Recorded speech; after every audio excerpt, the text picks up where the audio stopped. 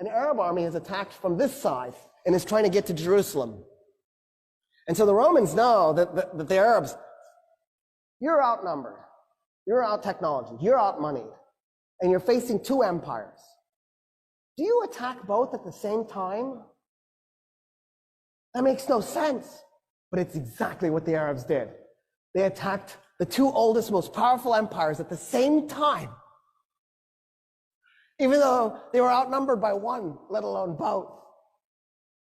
And so the Romans are like, yeah, we'll work with you. So at Firaz, the combined Roman and Persian army, the Persian and Roman army was 150,000 men against 15,000 Muslim Arabs.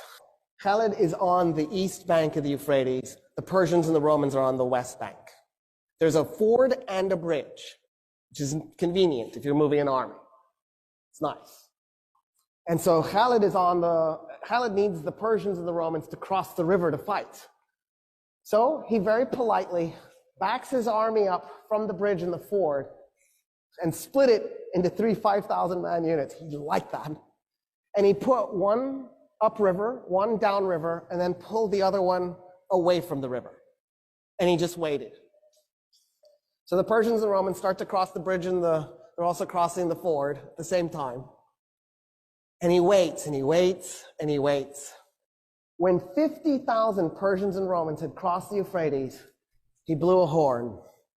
The men that were up and down river attacked them by going along the riverbank and tried to then merge at the bridge and the ford so that they would cut the guys who had crossed off from the guys on the other side. Then what Khalid did was he took the 5,000 men who against 50,000 and he has them charge into him. And he had his men as thin as possible. And then he backs his men up. And then he charges again. And then he backs his men up. And he charges again. And every time his horses go in to those men, it compressed them a little bit. It compressed them a little bit more. So after a while, the Persians and the Romans are so compressed they can't move their arms, they can't swing their weapons. He's just compacted them together. And they realize what he's done to them. And they panic and they turn around to run back to the river to cross it.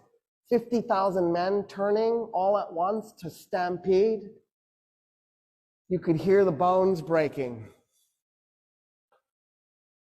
And then the Muslim Arabs just went in and started killing them as they were running. By the time the battle was done, 200 Muslim Arabs were dead. 50,000 Persians and Romans were dead.